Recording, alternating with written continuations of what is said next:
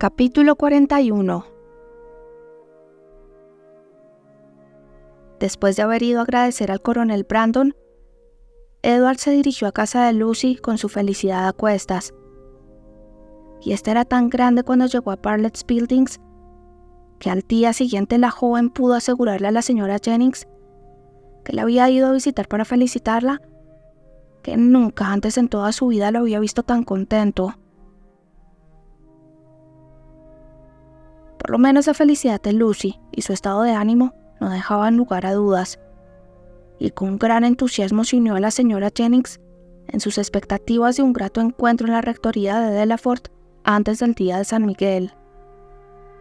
Al mismo tiempo, estaba tan lejos de negar a Elinor el crédito que Edward le daría, que se refirió a su amistad por ambos con la más entusiasta gratitud. Estaba pronta a reconocer cuánto le debían, y declaró abiertamente que ningún esfuerzo, presente o futuro, que realizara la señorita Dashwood en bien de ellos la sorprendería, puesto que le creía capaz de cualquier cosa por aquellos a quienes realmente apreciaba. En cuanto al coronel Brandon, no solo estaba dispuesta a adornarlo como a un santo, sino que más aún, verdaderamente deseaba que en todas las cosas terrenales se lo tratara como tal. Deseaba que las contribuciones que recibía aumentaran al máximo, y secretamente decidió que una vez en Delaford se valdría lo más posible de sus criados, su carruaje, sus vacas y sus gallinas.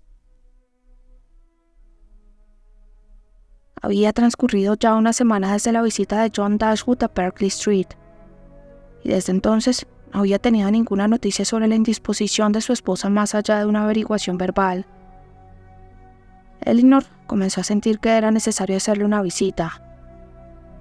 Sin embargo, tal obligación no solo iba en contra de sus propias inclinaciones, sino que además no encontraba ningún estímulo en sus compañeras. Marianne, no satisfecha con negarse absolutamente a ir, intentó con todas sus fuerzas impedir que fuera su hermana. Y en cuanto a la señora Jennings, aunque su carruaje estaba siempre al servicio de Elinor, era tanto lo que le disgustaba a la señora de John Dashwood que ni la curiosidad de ver cómo estaba tras el tardío descubrimiento, ni su intenso deseo de agraviarla tomando partido por Edward, pudieron vencer su renuencia a estar de nuevo en su compañía. Como resultado, Elinor partió sola a una visita que nadie podía tener menos deseos de hacer, y a correr el riesgo de un tête-à-tête con una mujer que a nadie podía desagradarle con más motivos que a ella. Le dijeron que la señora Dashwood no estaba, pero antes de que el carruaje pudiera devolverse, por casualidad salió su esposo. Manifestó gran placer en encontrarse con Elinor. Le dijo que en ese momento iba a visitarlas en Berkeley Street, y asegurándole que Fanny estaría feliz de verla, la invitó a entrar. Subieron hasta la sala. No había nadie allí. «Supongo que Fanny está en su habitación», le dijo. «Iré a buscarla de inmediato, porque estoy seguro de que no tendrá ningún inconveniente en verte a ti, lejos de ello en realidad, especialmente ahora. Pero de todos modos, tú y Marianne siempre fueron sus favoritas». «¿Por qué no vino Marianne?» Elinor la disculpó lo mejor que pudo. «No lamento verte a ti sola», replicó él, «porque tengo mucho que hablar contigo. Este beneficio del coronel Brandon, ¿es verdad? ¿Realmente se lo ha ofrecido a Edward? Lo escuché ayer por casualidad. Iba a verte con el propósito de averiguar más sobre ello». Es completamente cierto. El coronel Brandon le ha dado el beneficio de Delaford a Edward. ¿Es posible? ¡Qué increíble! No hay ninguna relación, ningún parentesco entre ellos. Y ahora que los beneficios se negocian a un precio tan alto, ¿cuánto da este? Cerca de 200 libras al año, Muy bien. Y para la siguiente postulación a un beneficio de ese valor, suponiendo que el último titular haya sido viejo y de mala salud, y lo fuera a dejar vacante luego, podría haber conseguido, digamos, 1.400 libras. ¿Y cómo es posible que no arreglara ese asunto antes de que muriera esta persona? Por supuesto, ahora es muy tarde para venderlo. Pero alguien con el juicio del coronel Brandon. Me extraña que haya sido tan poco previsor en algo por lo que es tan usual, tan natural preocuparse. Bien, estoy convencido de que casi todos los seres humanos tienen enormes incongruencias. Pensando en ello, sin embargo, supongo que esto puede ser lo que ha ocurrido. Edward mantendrá el beneficio hasta que la persona a quien el coronel realmente ha vendido la postulación tenga la edad suficiente para hacerse cargo de él. Sí, es lo que ha ocurrido. Puedes estar segura. Elinor lo contradijo, sin embargo, terminantemente, y lo obligó a aceptar su autoridad en la materia, contándole que el coronel Brandon le había encomendado a ella transmitir su ofrecimiento a Edward, y por tanto, tenía que entender bien los términos en que había sido hecho. Es en verdad asombroso. ¿Y qué motivo habrá tenido el coronel para hacerlo? Uno muy sencillo: ayudar al señor Ferrars. Bien. Sea lo que fuera el coronel Brandon, Edward Ferrars es un hombre afortunado. Sin embargo, no le menciones a Fanny este asunto, porque aunque lo ha sabido por mí y lo ha tomado bastante bien, no querrá oír hablar mucho de ello. En este punto le costó algo a Elinor refrenarse de observar que, a su parecer, Fanny bien podría haber sobrellevado con compostura la adquisición de un capital por parte de su hermano a través de medios que no significaban un empobrecimiento ni para ella ni para su hijo. La señora Ferrars, añadió él, bajando la voz a un tono acorde con la importancia del tema. Hasta ahora no sabe nada de esto, y creo que será mejor ocultárselo mientras sea posible. Cuando se realice la boda, temo que deberá enterarse de todo.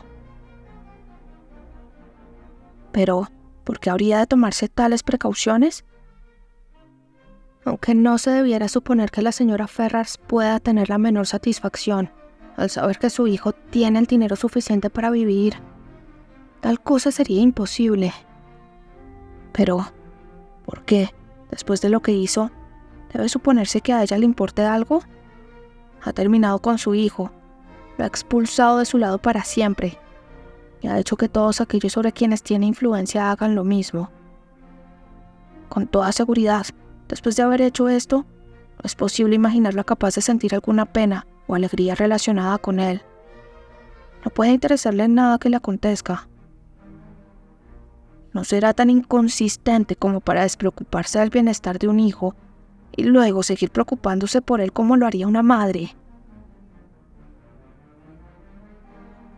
Ay, Elinor, dijo John. Tu razonamiento es bueno, pero en su base hay ignorancia de lo que es la naturaleza humana. Cuando se lleve a cabo la infortunada unión de Edward, no te quepa duda de que su madre sufrirá tanto como si nunca lo hubiera arrojado de su lado. Por ello, mientras sea posible, es necesario ocultarle todas las circunstancias que puedan adelantar ese terrible momento. La señora Ferrars nunca podrá olvidar que Edward es su hijo. Me sorprendes. Habría creído que a estas alturas ya casi se le había borrado de la memoria. Estás completamente equivocada. La señora Ferrars es una de las madres más afectuosas que existen. Elinor guardó silencio. ¿Ahora?, dijo el señor Dashwood tras una breve pausa. Estamos pensando que Robert se case con la señorita Morton. Elinor, sonriendo ante el tono grave e importantísimo de la voz de su hermano, le respondió muy tranquila: «La dama, me imagino, no tiene opción en esto». ¿Opción? ¿Qué quieres decir? Todo lo que quiero decir es que supongo, por tu forma de hablar, que la señorita Morton le debe dar lo mismo casarse con Edward o con Robert. Por supuesto que no hay diferencia alguna, porque ahora Robert, para todos los efectos y propósitos, será considerado el hijo mayor. Y en lo demás, ambos son jóvenes muy agradables.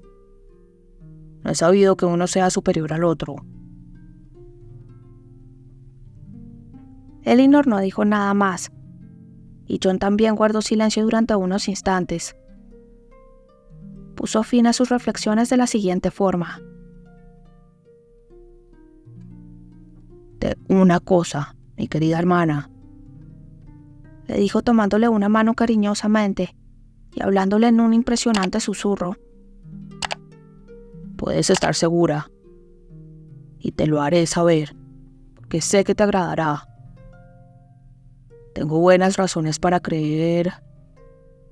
En verdad lo sé de la mejor fuente, o no lo repetiría, porque en caso contrario sería muy incorrecto mencionarlo. Pero lo sé de la mejor fuente. No que se lo haya escuchado decir exactamente a la misma señora Ferrars, pero su hija sí lo hizo, y ella me lo contó a mí. Que en resumen, más allá de las objeciones que pudo haber contra cierta unión, ya me entiendes, la señora Ferrars la habría preferido 1000 veces. No le habría molestado ni la mitad que esta. Me sentí extremadamente contento de saber que lo veía desde esta perspectiva. Una circunstancia muy gratificante, te imaginarás, para todos nosotros. No habría tenido punto de comparación. Dijo, de 2 males el menor. Y ahora estaría dispuesta a transigir para que no ocurriese nada peor. Pero todo esto está fuera de discusión. No hay que pensar en ello, ni mencionarlo. En lo referente a cualquier unión, ya lo sabes, no hay posibilidad alguna. Todo eso ha terminado. Pero pensé contarte esto, porque sabía cuánto te complacería. No que tengas nada que lamentar, mi querida Elinor.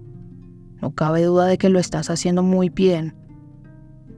Igual de bien, o si se toma en cuenta todo, quizás mejor. ¿Has estado con el coronel Brandon ahora último? Elinor había escuchado lo suficiente, sino para gratificar su vanidad y elevar su autoestima, para agitar sus nervios y hacerla pensar. Y le alegró, por tanto, que la entrada del señor Ferrars la salvara de tener que responder a tanta cosa y del peligro de escuchar más a su hermano. Tras charlar durante algunos momentos, John Dashwood, recordando que aún no se había informado a Fanny sobre la presencia de su hermana, abandonó la habitación en su búsqueda. Y Elinor quedó allí con la tarea de mejorar su relación con Robert, el cual, con su alegre despreocupación, con la satisfecha autocomplacencia que le permitía disfrutar de un tan injusto reparto del amor y de la generosidad de su madre en perjuicio de su hermano excluido, amor y generosidad de los que se había hecho merecedor, tan solo por su propia vida disipada y la integridad de ese hermano, confirmaba a Elinor en su más desfavorable opinión sobre su inteligencia y sentimientos. Apenas habían estado 2 minutos a solas cuando él empezó a hablar de Edward, pues también había sabido del beneficio e hizo muchas preguntas al respecto. Elinor repitió los detalles que ya le había comunicado a John, y el efecto que tuvieron en Robert, aunque muy diferente, no fue menos fuerte. Se rió sin ninguna moderación. La idea de Edward, transformado en clérigo y viviendo en una pequeña casa parroquial, lo divertía sin límites. Y cuando a ello agregó la fantástica visión de Edward leyendo plegarias, vestido con una sobrepelliz blanca y haciendo las amonestaciones públicas del matrimonio de John Smith y Mary Brown, no pudo imaginarse nada más ridículo. Elinor, en tanto, aguardaba en silencio y con imperturbable gravedad el fin de tales necedades, sin poder evitar que sus ojos se clavaran en él con una mirada que mostraba todo el desprecio que le infundía. Era una mirada, sin embargo, muy bien dirigida, porque alivió sus sentimientos sin darle a entender nada a él. Cuando él dejó de su lado sus comentarios ingeniosos, no lo hizo llevado por ningún reproche de ella, sino por su propia sensibilidad. Podemos bromear al respecto, dijo finalmente, recuperándose de las risas afectadas que habían alargado considerablemente la genuina alegría del momento. Pero a fe mía, es algo muy serio. Pobre Edward. Está arruinado para siempre. Lo lamento enormemente, porque sé que es una criatura de muy buen corazón, tan bien intencionado como el que más. No debe juzgarlo, señorita Dashwood, basándose en lo poco que lo conoce. Pobre Edward. Es cierto que sus modales no son de los más felices, pero ya se sabe que no todos nacemos con las mismas capacidades, con el mismo porte. Pobre muchacho. Imaginarlo entre extraños. Qué cosa lamentable. Pero a fe mía que desde tan gran corazón como el mejor reino. Y le digo, y le aseguro, que nada me ha sacado nunca tanto como esto que ha ocurrido. No podía creerlo. Mi madre fue la primera en decírmelo, y yo, sintiendo que debía actuar con decisión, de inmediato le dije: mi querida señora, no sé qué se propone hacer en estas circunstancias, pero en cuanto a mí, debo decirle que si Edward se casa con esta joven, yo no lo volveré a mirar nunca más. Esto fue lo que le dije de inmediato. Me sentía escandalizado más allá de todo lo imaginable. Pobre Edward. Se ha hundido por completo. Se ha marginado para siempre de toda sociedad decente. Pero mientras se lo decía directamente a mi madre, no me extrañaba en absoluto. Es lo que se podía esperar de la educación que recibió. Mi pobre madre casi enloqueció. ¿Ha visto alguna vez a la joven? Sí, una vez, cuando estaba alojada en esta casa. Me había dejado caer por unos 10 minutos y me bastó con lo que vi de ella. Una simple muchacha pueblerina, desmañada, sin estilo ni elegancia, y casi sin ningún atractivo. La recuerdo perfectamente. Justo el tipo de muchacha que habría creído capaz de cautivar al pobre Edward. Apenas mi madre me contó todo el asunto, de inmediato me ofrecí a hablarle, a disuadirlo de la unión. Pero según pude darme cuenta, ya era demasiado tarde para hacer algo. Pues por desgracia no estuve ahí en los primeros momentos, y no supe nada de lo ocurrido hasta después de la ruptura, cuando ya sabe usted, no me correspondía interferir. Pero si me hubiera informado unas pocas horas antes, probablemente habría podido hacer algo. De todas maneras, le habría hecho ver las cosas a Edward con toda claridad. Mi querido amigo, le habría dicho: piensa en lo que haces. Estás comprometiéndote en la más desafortunada unión, que toda tu familia desaprueba de manera unánime. En fin, no puedo evitar pensar que habría encontrado alguna manera de lograrlo. Pero ahora es demasiado tarde. Debe estar muerto de hambre, ¿sabe usted? Con toda seguridad. Absolutamente muerto de hambre. Acababa de plantear este punto con gran compostura cuando la llegada de la señora John Dashwood puso fin al tema. Pero aunque ésta nunca lo mencionaba fuera de su propia familia, Elinor pudo ver cómo influía en su mente, visible en ese algo como expresión confundida que tenía al entrar y en un intento de cordialidad en su trato hacia ella. Incluso llegó tan lejos como para mostrarse afectada por el hecho de que Marianne y su hermana dejarían tan pronto la ciudad, y había confiado en verlas más. Un esfuerzo en el cual su marido, que la había acompañado a la habitación y seguida cada una de sus palabras con aire enamorado, parecía encontrar todo lo que hay de más afectuoso y agraciado